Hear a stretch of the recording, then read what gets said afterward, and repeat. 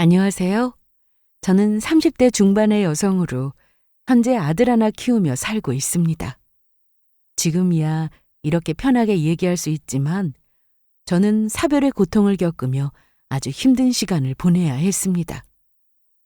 사랑하는 사람의 죽음은 직접 겪어보지 않으면 알 수 없다고 하는데 지금도 그때를 생각하면 가슴 한편이 저려옵니다. 그 당시 너무 괴로워서 과연 이 고통이 끝나기는 할까 이런 생각도 들었어요.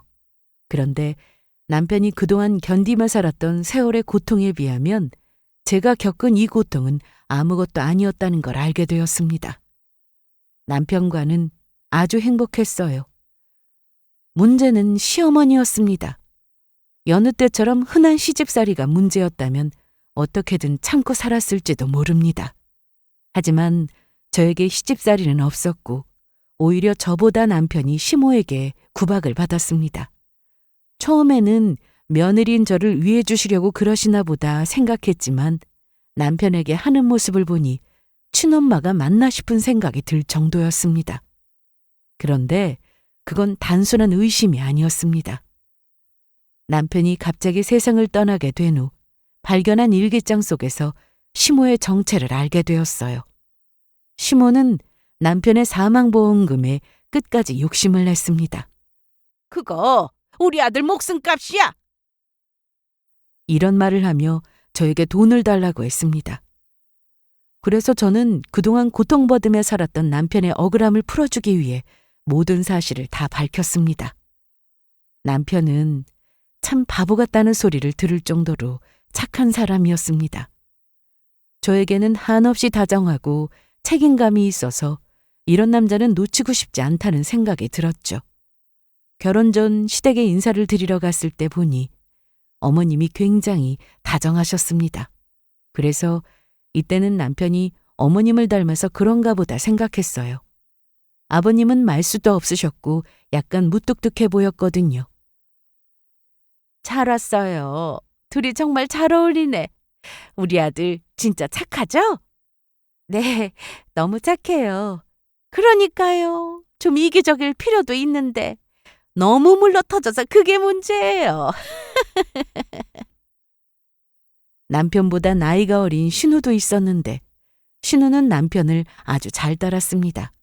오빠 오빠 하면서 저한테도 관심을 많이 보이더라고요. 언니, 앞으로 잘 부탁해요. 네. 저와 남편은 결혼 얘기가 나오고 나서 상견례도 바로 했고 결혼 날짜를 잡고 준비도 수월하게 잘했습니다. 둘 다 일을 하면서 돈도 어느 정도 모아뒀기 때문에 결혼 준비하는데 어려움도 없었죠. 부족한 건 양가에서 지원도 해주셨기 때문에 큰 어려움 없이 결혼을 했습니다. 부부가 되고 나서도 남편은 여전히 다정했어요. 너무 착했고요. 제가 회사에서 회식이 있던 날이었는데 남편은 제가 걱정이 되었는지 근처까지 저를 데리러 왔습니다. 나 택시 타고 가면 된다니까. 그래도 술도 마셨는데 걱정되잖아. 이 시간에 여자 혼자 술 마시고 택시 타면 위험해. 괜찮다니까. 내가 안 괜찮아. 일단 이거나 마셔. 남편은 그렇게 저를 아꼈습니다. 술을 마신 다음 날은 속 쓰리면 안 되니까 콩나물국도 끓여줬고 같이 데이트를 하다가 다리 아프다고 그냥 한 말도 흘려듣지 않고 업어주기도 했죠. 보통은 결혼하고 나면 연애 때와는 완전히 달라진다는 말을 많이 하는데 저도 그럴 줄 알았지만 남편은 아니었어요.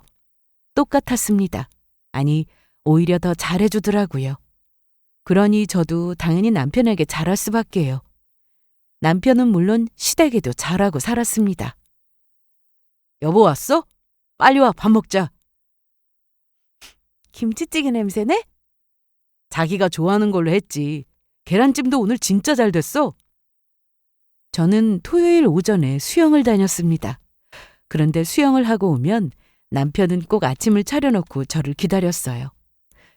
항상 제가 좋아하는 반찬을 만들어 놓고 제가 맛있게 먹는 모습을 보면 흐뭇해하던 남편이었습니다. 연애 때도 항상 화를 내는 건 저였어요. 남편은 싸우는 게 싫다면서 잘못한 쪽이 누구든 항상 본인이 사과를 했습니다. 그런 사람에게 제가 어떻게 화를 내겠어요? 가끔은 남편도 자기 실속 차리고 그렇게 살았으면 싶을 때가 있었는데 남편은 그게 잘 안 된다고 했습니다. 그냥 자기가 양보하고 참으면 아무 문제 없으니 그렇게 사는 게 속 편하다고 했죠. 식사가 끝나면 설거지도 남편이 했습니다. 주말에는 남편도 쉬고 싶을 텐데 항상 저를 위해주는 마음이 고마웠습니다. 다리 주물러 줄까?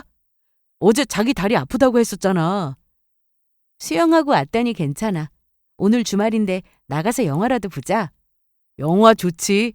나 금방 옷 입을게. 남편은 제가 뭔가를 하자고 하면 싫다는 말을 해본 적이 없습니다. 항상 좋다고 하는 사람이었어요. 집에서 회사까지 저는 대중교통으로 1시간이 넘습니다. 하지만 남편은 걸어서 15분 거리에 회사가 있었기 때문에 매일 출퇴근으로 힘들지 않냐며 저를 걱정해 주었어요. 이런 남편과 살다 보니 친정에 가면 저희 부모님은 항상 똑같은 말씀을 하셨습니다. 주연이 네가 좀 하지? 또 강서방 시켰지? 아니에요, 장모님. 주연이도 얼마나 집안일 많이 하는데요. 내가 안 봐도 훤하다. 강서방 힘들어. 너도 좀 도와. 친정에서는 저보다 남편을 더 좋아하셨어요.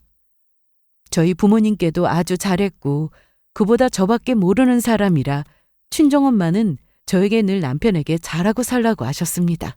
그런데 시댁에 가면 완전히 반대였습니다. 시어머님이 남편보다 저에게 더 잘해주셨죠. 어서 와. 밥은 먹고 온다고 해서 따로 안 했는데. 네, 저희 다 먹고 왔어요. 그럼 과일이나 먹자. 제가 할게요. 됐어, 그냥 둬. 청호 네가 와서 해라.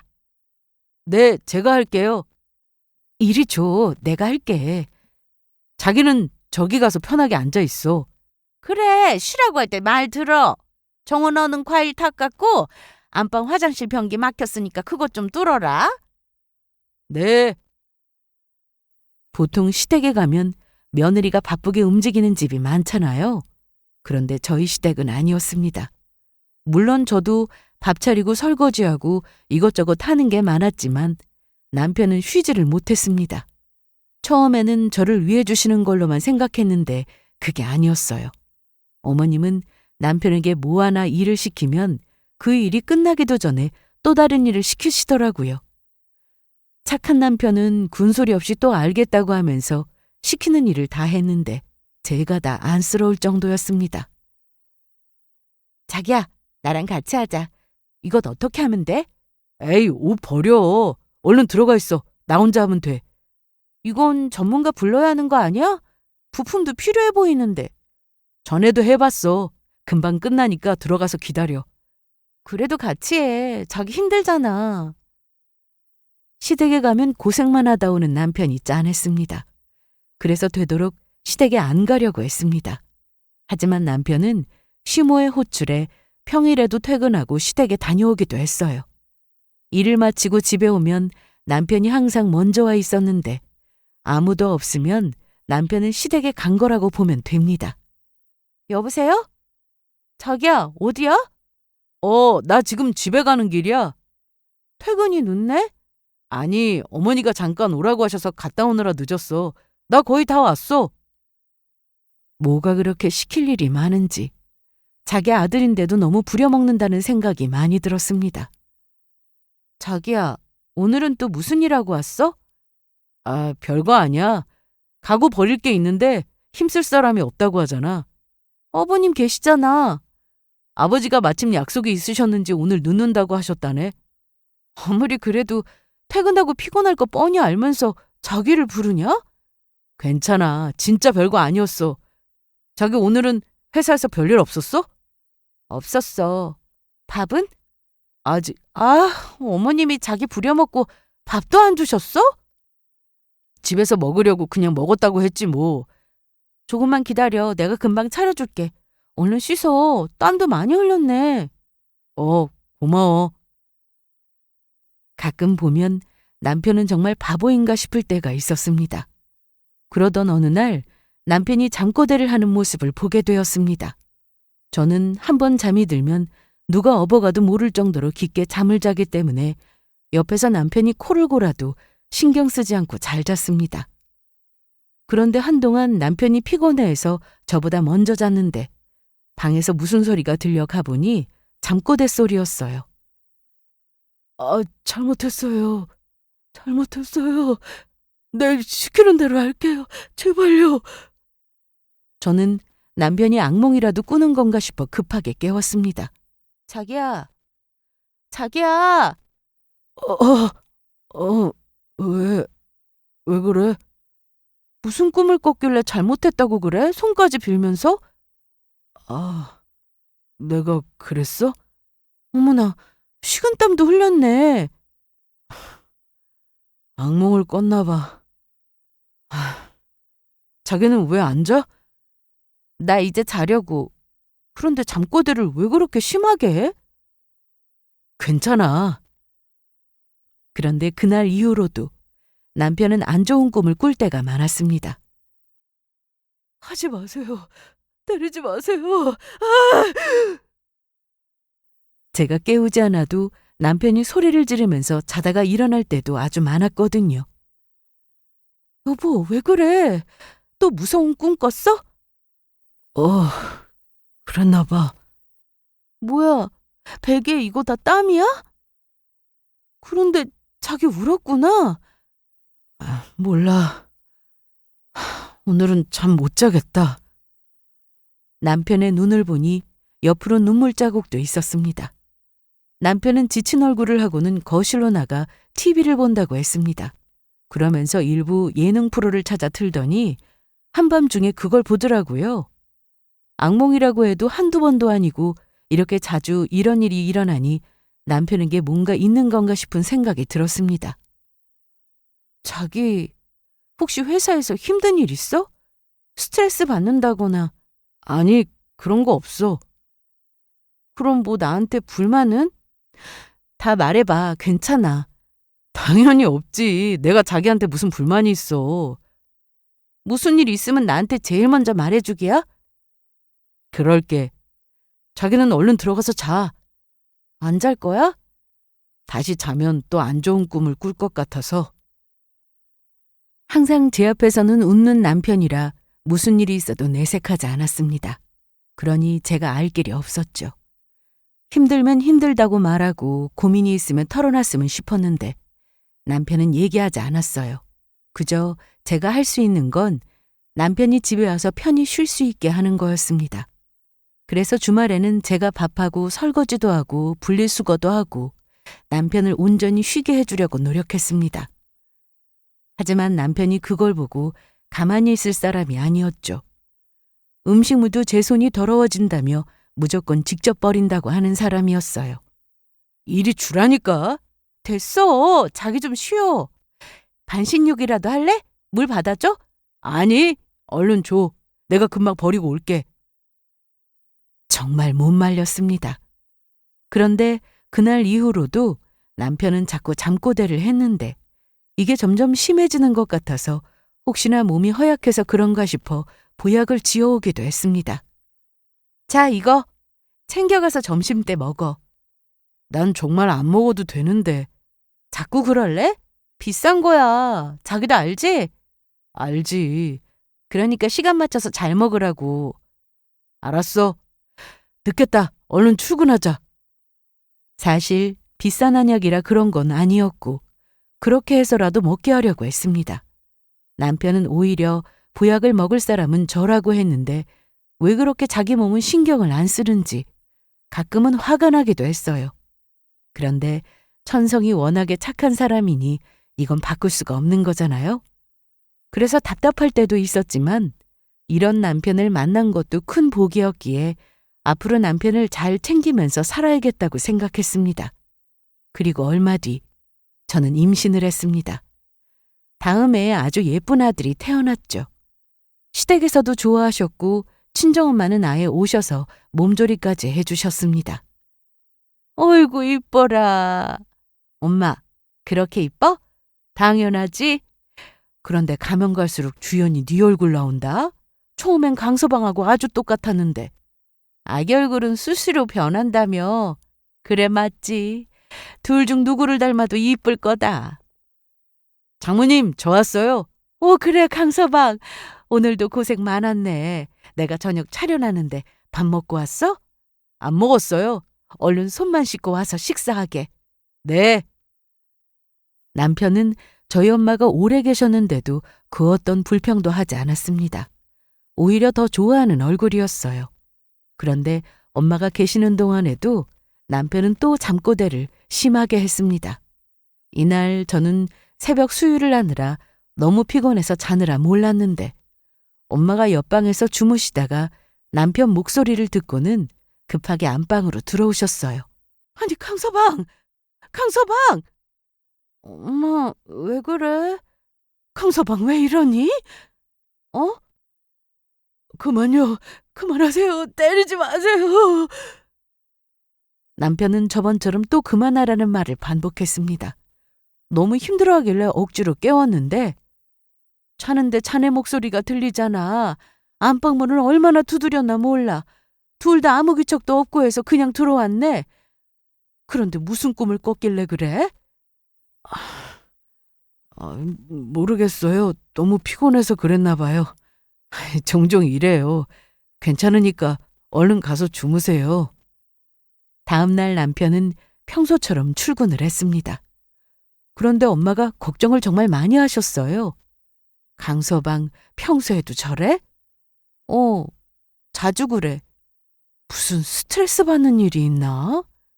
안 그래도 내가 물어봤는데 회사에서는 아무 일 없다고 그러네? 그런데 무슨 꿈이길래 때리지 말라는 말을 하지? 그러니까 물어봐도 얘기를 안 해서 나도 답답해. 그래도 아이가 커가면서 남편은 악몽을 꾸는 일이 많이 줄어들어서 다행이다 생각하며 살았는데 어느 날 생각지도 못한 일이 생기고야 말았습니다.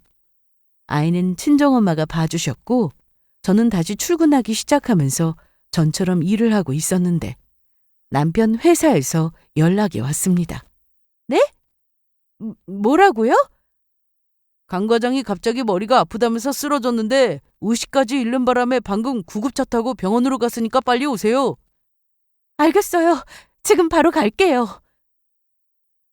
그냥 쓰러진 것도 아니고 의식을 잃었다는 말에 저는 전화를 끊자마자 바로 병원으로 향했습니다. 병원에서는 뇌출혈이라고 했고 다행히 수술을 받을 수 있는 상황이라고 했습니다. 저는 당연히 수술을 받으면 좋아질 거라 생각했어요. 그런데 병원에서 수술을 받고 깨어나도 마비가 오거나 언어장애가 올 수 있으니 알고는 있으라고 하더군요. 그 상황에 그 정도는 얼마든지 극복할 수 있을 거라 생각했고 그보다 살아만 주기를 간절히 바랐습니다.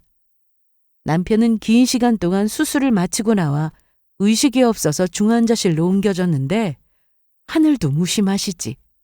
정확히 일주일 만에 세상을 떠났습니다. 저는 그 현실을 받아들이는 게 너무 힘들었습니다.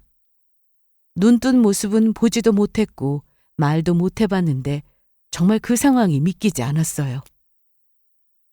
그동안 종교도 없이 살았는데 남편이 중환자실에 누워있는 내내 두 손 모아 기도도 열심히 드렸습니다. 그런데 아무 소용이 없더라고요. 그렇게 남편이 뇌출혈로 사망하게 되자 회사에서는 위로금이 나올 예정이라고 연락이 왔습니다. 생각을 해보세요. 사람이 죽었는데 돈이 나오면 그게 무슨 소용인가요? 돈은 없어도 되니 남편이 다시 살았으면 좋겠다고 생각했습니다. 그런데 현실을 무시할 수는 없었습니다. 저 혼자면 직장 다니며 살면 그만이었지만 아들을 생각해야 했어요. 저는 멍한 상태로 남편의 장례를 치렀고 장례가 끝난 이후에도 정신을 차리지 못했습니다. 제 옆에서 아무것도 모르고 장난만 치는 어린아들을 보면 저도 모르게 눈물이 흘렀는데 남편과 닮아도 너무 닮아서 더 마음이 아팠습니다. 주연아, 이제 정리해야지. 건우 생각해서라도 정신 차리고 살아야지. 나도 아는데 그게 잘 안 돼.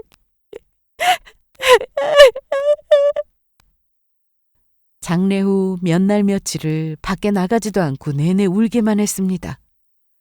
회사에서도 제 상황을 이해해 주셔서 회사를 좀 쉬게 되었는데 남편 물건 정리를 해야 하는 걸 알면서도 손대고 싶지 않더라고요.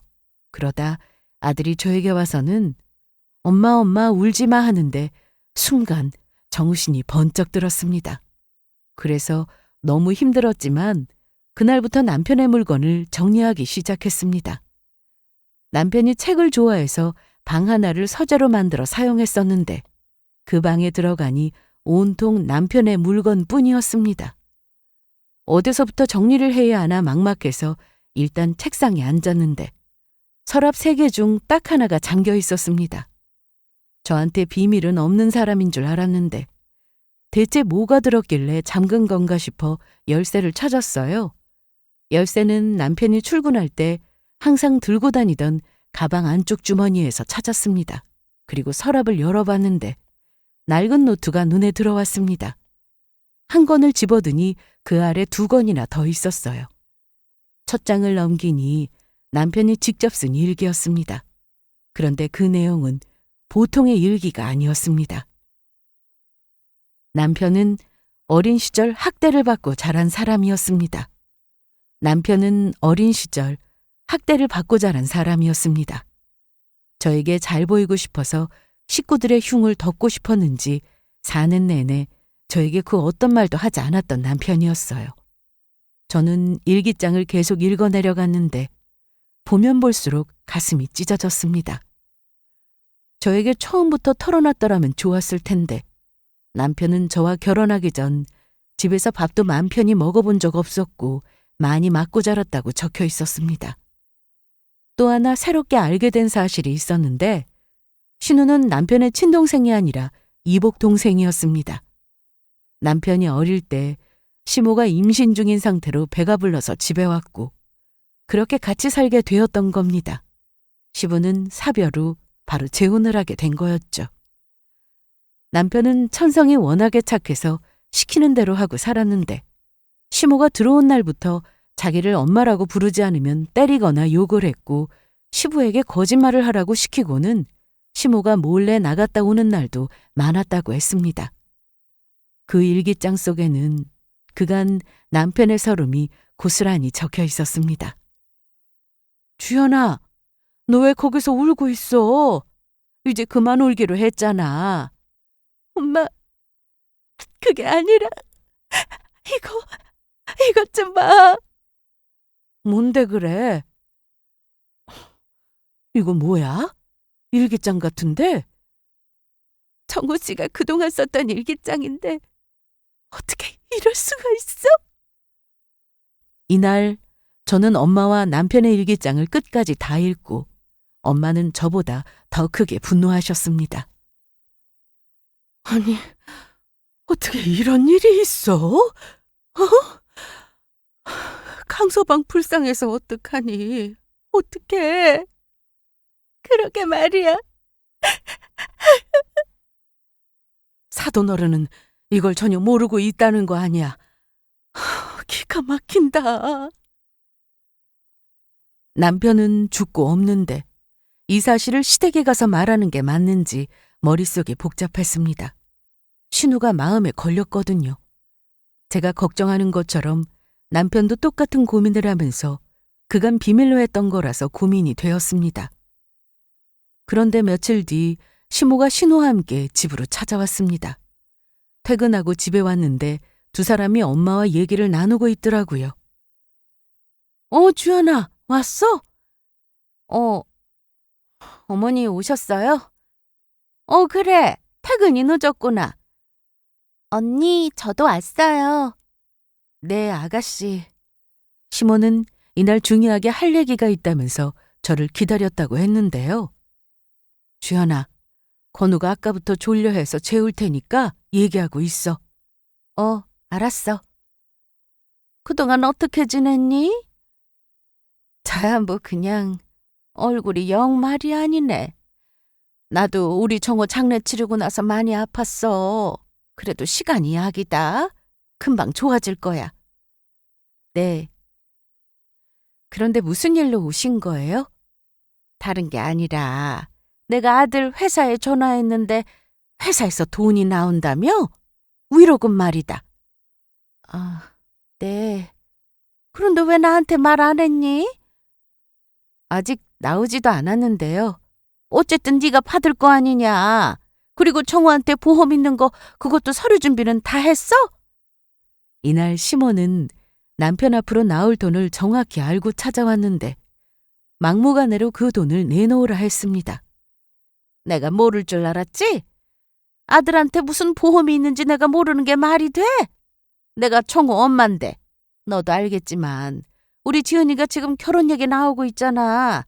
좀 있으면 상견례도 할 건데 신혼집은 우리 쪽에서 마련하기로 했으니 그 돈 받으면 나한테 그대로 보내거라. 어머님, 그건 아니죠. 그 돈이 어떤 돈인지 아시면서. 그 보험은 내가 들으라고 해서 가입한 거야. 나 아니었으면 지금 그 보험금도 없는 건데 너 어쩜 말을 그렇게 하니? 장례 치른 지 지금 얼마나 됐다고 돈 얘기를 하세요? 그리고 그 보험이 어머님 권유로 가입한 거라고 해도 보험료 어머님이 내셨어요? 그걸 내가 왜 내니? 내 보험이야? 암튼 그렇게 하라. 그 돈으로 우리 딸 시집 보내 하니까 넌 돈 쓸 생각 말고. 늦었으니까 우린 이만 가보마. 너 똑똑하니까 내 말 잘 알아들었을 거라 믿는다. 이날은 방에서 아들이 자고 있었고 큰 소리를 낼 수도 없어서 시모의 말에 화가 났지만 꾹 참았습니다. 그런데 그날 이후로 시모는 저에게 매일 전화를 해서는 돈 얘기를 했습니다. 너 보험금 신청했어? 아니요, 아직. 빨리 하지 않고 뭐해? 그런데 어머님은 저랑 제 아들 걱정은 안 되시나 봐요? 뭐? 어머님한테 자식은 아가씨 하나인 것 같아서요. 그게 무슨 말이야? 정호도 내가 키운 내 새끼지. 나도 우리 아들 갑자기 그렇게 가버려서 마음 아파. 그런데 산 사람은 살아야지 않겠어? 장례 치르면서 들어온 부의금도 어머님이 다 가져가셨으면서 어떻게 이 돈을 달라고 하실 수 있으세요? 아니, 너 말은 바로 해라. 그때 들어온 그 돈으로 장례비 내고 얼마 남지도 않았어. 그리고 네 아버지랑 내 손님도 많았는데 그건 당연한 거 아니야? 네. 그래서 그 돈에 대해서 저 아무 얘기도 안 했어요. 그런데 아버님은 아세요? 언제 그런 거 신경 쓰는 분이니? 나더러 다 알아서 하라는 분인 거 너도 알면서. 아니요. 어머님이 그동안 정호 씨한테 어떻게 했는지 아버님도 아시냐고요. 어? 그게 무슨 소리야? 내가 우리 아들 애지중지 키운 건 네 아버지가 제일 잘 알아. 그래요. 그럼 오늘 퇴근하고 시댁으로 갈게요. 제가 직접 물어보죠. 그래, 오너라. 아버지가 내 말 듣지 네 말 들을 것 같냐? 내 말이라면 껌뻑 죽는 사람인데. 사실 아버님은 어머님 말씀을 정말 잘 따르시는 분이셨습니다. 결혼 초에는 그저 두 분이 사이가 좋다고 생각했고 특히 아버님이 어머님한테 항상 져주시는 거라고 생각했습니다. 집안의 중요한 일을 결정할 때도 항상 어머님이 나섰기 때문에 시댁에 가서 어머님이 남편 보험금을 요구한다는 말을 꺼냈을 때 아버님의 반응은 대충 예상이 되었습니다. 하지만 남편 일기장에 있던 내용이라면 말이 달라지죠. 그래서 저는 퇴근 후 집에 들러 서류를 챙겼고 바로 시댁으로 갔습니다. 이 시간에 어쩐 일이야? 아버님께 드릴 말씀이 있어서 왔습니다. 나한테? 왔니? 네. 할 얘기가 뭔데 그러냐? 정호 씨 회사에서 돈이 좀 나온다고 하더라고요. 그리고 보험 든 것도 있어서. 아니 여보, 우리 정호가 20살 때 기억나요? 그때 내가 보험 들어야 한다고 그래서 내 말 듣고 보험 들었잖아요. 그랬나? 이번에 정호 그렇게 되고 나서 보험사에서 돈이 좀 나와요. 거기다 회사에서도 위로금으로 해서 돈이 좀 많이 나오고요. 그런데 우리 지은이가 결혼 얘기 오가고 있는데 그 집이 보통 집이에요? 그래서 내가 신혼집은 우리가 해가야 할 것 같으니 돈을 조금만 보태주면 어떻겠냐고 그랬죠. 그랬더니 글쎄 저를 아주 나쁜 엄마로 모는 거 있죠. 내가 우리 정호를 얼마나 애지중지 키웠는데. 당신도 그거 알죠? 시모는 제가 말을 하는데 갑자기 제 말을 끊고는 저렇게 말을 했습니다. 시부는 역시나 시모가 울면서 말을 하자 시모를 달랬어요. 그래, 지금 네 마음이 어떤지 나도 잘 안다. 나도 정호가 그렇게 된 게 아직도 믿기지가 않아. 그런데 네가 모르는 게 하나 있다. 뭔데요? 이날 아버님은 제 앞에서 그 얘기를 하셨습니다. 시모가 남편의 친모가 아니라는 사실을 말이죠. 그러면서 친아들이 아닌데도 정말 귀하게 잘 키워줬다면서 감사한 마음으로 살고 있다고 하셨습니다. 그 말씀을 하시는데 옆에서 시모는 계속 울고 있었고 그게 가짜 울음이라는 걸 알았던 저는 너무 화가 났습니다. 난 네 엄마한테 빚진 거나 다름없다. 누가 애 딸린 나이 많은 남자한테 시집을 오겠어? 그래서 여태까지 난 네 엄마 말 거역한 적 없었다. 그러니 엄마 말에 너무 서운해하지 마. 그래도 산 사람은 살아야 하지 않겠니? 여보, 내가 정말 우리 정호 키우느라 얼마나 힘들었는데. 그래. 내가 다 알지. 그만 울어요. 내가 배 아파 낳지는 않았지만 내 자식이라고. 내가 키운 자식인데 보험금 절반은 내 거지. 안 그래? 내가 그 정도 요구도 못하니? 그래서 그렇게 때리셨어요? 욕하고? 그 어린애한테 그렇게 하고 싶으셨냐고요? 아니, 넌 무슨 말을 하는 거야? 저 알고 있었어요. 정호 씨가 어머님 아들 아니라는 거. 어? 알고 있었어? 정호가 얘기했냐? 아니요. 여기. 이렇게 정호 씨가 일기를 써놨더라고요. 저는 그 자리에서 일기장을 꺼냈습니다. 이리 줘봐. 무슨 일기장? 뭐라고 적혀 있는데? 궁금하시죠? 정호 씨가 어머님을 뭐라고 써놨을지 아버님이 안 계실 때마다 남편을 툭 하면 때렸다고 적혀 있더라고요. 젓가락질 잘 못하면 그날은 밥을 굶어야 했고 나가서 옷에 뭔가 묻혀오기라도 하면 직접 빨아서 입으라고 했다던데. 어때요? 기억나세요? 뭐? 아니, 난 그런 적이 없는데? 그리고 애가 말 안 들으면 좀 때릴 수도 있지. 난 우리 지은이도 때리면서 키웠어. 네, 친자식도 말 안 들으면 때릴 수 있으니까요. 그건 이해해요. 그런데 이건 너무 심하지 않나요? 아무 잘못도 없는데 외출했다 들어와서는 화풀이하듯 때렸다던데? 그것도 옷걸이가 부서질 정도로 때려서 온몸에 멍투성이었는데 그게 티날까 봐 한여름에도 긴팔옷을 입혔다고 적혀있네요? 저 이거 보고 얼마나 울었는지 몰라요. 나가서 화나는 일이 있는 날은 정호 씨한테 그 화를 다 풀었던 게 어머님 아니었어요? 이게 다 무슨 소리야? 그거 정말 우리 정호가 쓴 일기장 맞아? 네, 평소 쓰던 글씨체하고 똑같아요. 그리고 저와 결혼 생활에 대해 쓴 내용도 있는데 당연히 정호 씨 일기장 맞고요. 아니에요. 제가 그럴 사람이에요? 전 정호나 지은이 말 안 들으면 기껏해야 집에 있는 자로 손바닥 몇 대 때린 게 전부였다고요. 당신도 봤잖아요. 너 그거 어디서 났냐? 정호가 쓴 건지 아닌지 확실하지도 않은 거 들고 와서는 날 이런 식으로 나쁜 사람 만들어? 그냥 돈 주기 싫으면 싫다고 해. 그래, 너 탁하져라, 탁하져. 역시나 시모는 그 일기장이 남편이 쓴 게 맞는지 의심을 했습니다. 시부는 그동안 친자식도 아닌데 자기 아들을 애지중지 잘 키워줘서 시모의 말이라면 다 들어주며 살았으니 이 상황에도 제 말보다는 시모의 말을 믿으려 했습니다. 그래서 저는 남편이 잠꼬대를 하던 모습을 아버님께 직접 보여드렸어요. 이게 한두 번도 아니고 이틀에 한 번꼴로 잠꼬대를 하고 힘들어하길래 남편에게 직접 보여줄 생각으로 영상을 찍어놨던 거였습니다. 이게 뭐냐? 우리 정우 아니야? 보이세요? 잠도 편하게 못 잤어요. 매일같이 악몽을 꾼다면서 잠꼬대를 했는데 항상 같은 말이었다고요. 때리지 말라고, 잘못했다고, 손까지 빌면서요. 설마 너 이게 나 때문이라는 거야? 당연한 거 아니에요? 정호 씨 그동안 위험 달고 살았어요. 스트레스성 위험이요. 어릴 때부터 체한 적 많았다면서요?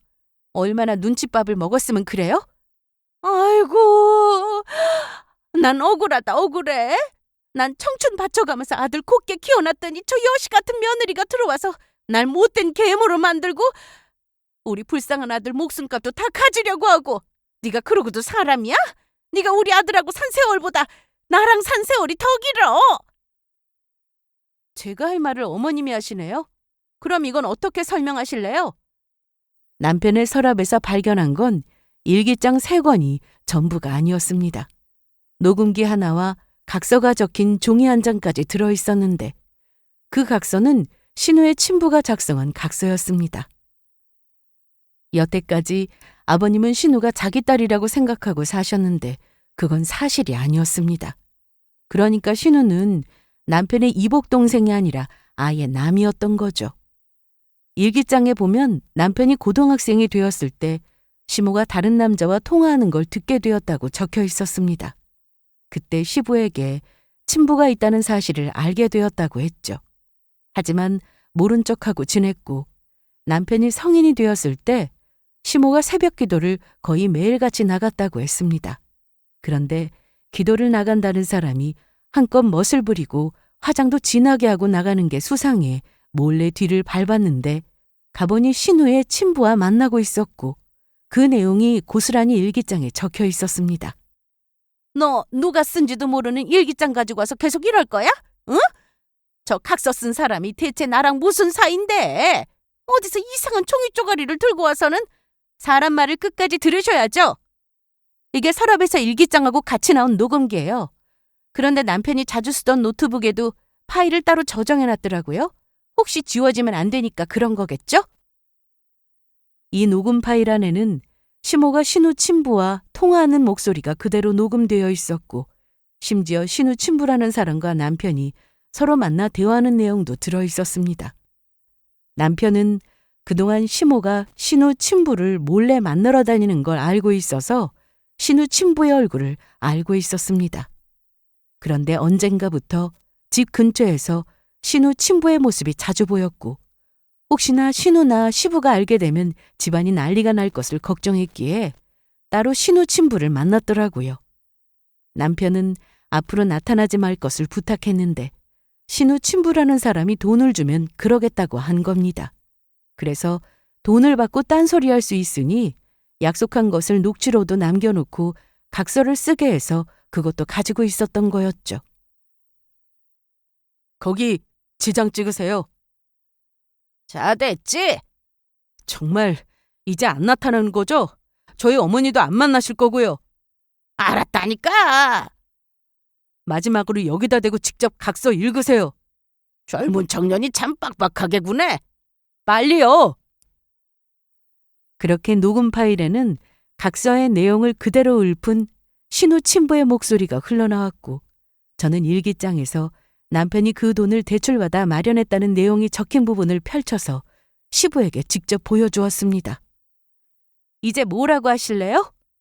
정호 씨는 아가씨가 자기를 오빠라고 잘 따르고 동생으로 여겼기 때문에 상처 주고 싶지 않아서 끝까지 모른 척하고 살았는데 어머니는 그동안 정호 씨한테 했던 짓에 대해서 그런 적 없다고 발뺌이나 하고 돈이나 달라고 하는 게 맞아요? 이게 사람이 할 짓이에요? 이날 아버님은 모든 사실을 아시고는 크게 놀라셨습니다. 그러면서 시모에게 정말 크게 화를 내셨어요. 너 어떻게 이럴 수가 있어? 응? 여보, 이건 모함이에요. 제가 하는 말 믿으실 거예요? 누가 쓴지도 모르는 저 종이가 중요해요? 저 평생 당신밖에 모르고 살았어요. 그거 알잖아요. 시끄러워! 아마도 남편은 이렇게 될 줄 알았기에 침묵하고 있었던 걸지도 모르겠습니다. 아버님은 신우를 정말 아끼는 게 눈에 보였는데 친딸이 아님을 알고 받았을 충격이 얼마나 크셨을지 감히 상상도 되지 않았습니다. 이날 시댁에서 한바탕 난리가 나고 며칠 뒤 시부가 집으로 찾아왔습니다. 그 일기장을 보여달라고 하시더라고요. 여기요, 아버님. 그래, 고맙다. 아버님은 남편이 쓴 일기장을 한 장씩 넘기며 읽어보셨는데 얼굴을 보니 눈물이 계속 흐르고 있었습니다. 그리고 저에게는 이런 말씀을 하셨습니다. 다 내 잘못이다. 내가 그때 우리 정호랑 둘이 살았으면 이런 일이 없었을 텐데 난 전혀 몰랐다. 그때 일하고 들어오면 정우가 나한테 웃으면서 인사하고 새엄마인데도 엄마라고 부르면서 지냈으니까 아무 문제 없다고 생각했어. 정우랑 지은이랑 잘 지내는 모습 보고 가족을 만들어주길 정말 잘했구나 생각했었는데. 그렇게 아버님은 한참을 우셨는데 저에게 부탁이 있다고 했습니다. 뭔데요? 지은이한테는 모른 척 해줘라. 그래도 내가 아빠로 알고 있는데 걔한테까지 그런 상처를 줄 수는 없잖아. 그러면서 아버님은 이혼할 생각이라고 하셨습니다. 대신 신우에게는 친부가 있다는 얘기는 하지 말아달라고 하셨죠. 그리고 우리 정우 앞으로 나온다는 보험금은 우리한테 줄 필요 없다. 네가 받는 게 맞고 건우 키우면서 써야지. 미안하다. 내가 이렇게 사과하마. 그런데 제가 말하지 않아도 신우가 이 사실을 다 알게 됐습니다. 시부가 시모에게 이혼 요구를 하고 조용히 나가달라고 했는데 자기만 쫓겨나가는 게 억울했는지 신우에게 모든 사실을 다 말한 겁니다. 신우는 그 얘기를 듣고 충격을 받아 저희 집으로 왔습니다. 언니, 그게 다 사실이에요? 네? 뭐가요? 다 듣고 왔어요. 저한테 아빠가 또 있다면서요. 친아빠가 있다면서요. 아가씨, 일단 진정해요. 건우 지금 자고 있어요. 죄송해요. 제가 너무 기가 막혀서. 엄마가 아빠랑 이혼하기로 했다면서 저더러 같이 나가자고 하는데 제가 나가는 게 맞아요? 전 아빠하고 다 같이 살고 싶은데 저 나가야 해요? 일단 눈물 좀 닦아요. 저도 몰랐어요. 알고 나서 너무 놀랐고요. 신우는 나이가 어려서 그저 철이 없더고만 생각했습니다.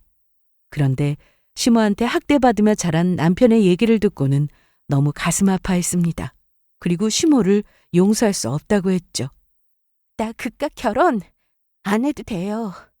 돈 없어도 된다고요. 오빠한테 미안해서 어떡해요? 다 정말 우리 오빠라고 생각했고 오빠가 나한테도 정말 잘해줬는데 나 집에서 나가기 싫어요. 언니. 그렇게 신우는 한참을 울었는데 겨우 진정되고 나서 남편의 일기장을 보고 싶다기에 보여주었습니다. 그리고 남편 서재에서 신우는 오열을 했습니다. 그날 이후 시모는 시댁에서 나가게 되었습니다. 쫓겨난 거나 다름없었죠. 시모는 신우의 친부에게 갔다고 들었는데 그러면서 신우에게 매일 전화해서 시댁에 나오라고 했다는군요. 하지만 신우는 시부 옆에서 살 거라고 하며 전화번호까지 차단했다는데 그 바람에 시모가 저에게 전화를 해서는 신우의 마음을 돌려달라고 했습니다. 너무 어이가 없는 상황이었죠. 저도 더는 시모의 전화를 받고 싶지 않아 차단하고 삭제도 했는데 급기야 집까지 찾아왔습니다. 모자를 푹 눌러 쓰고 와서 처음에는 누군지도 몰랐는데요. 누구세요? 나야. 어머니, 잘 지냈니? 여긴 왜 오셨어요? 너까지 내 전화를 안 받으니까 이렇게 왔지. 우리 지은이 마음 돌릴 사람은 너밖에 없어. 아니요, 저도 못 돌려요. 아가씨가 애도 아니고 다 큰 성인인데 좀 부탁한다.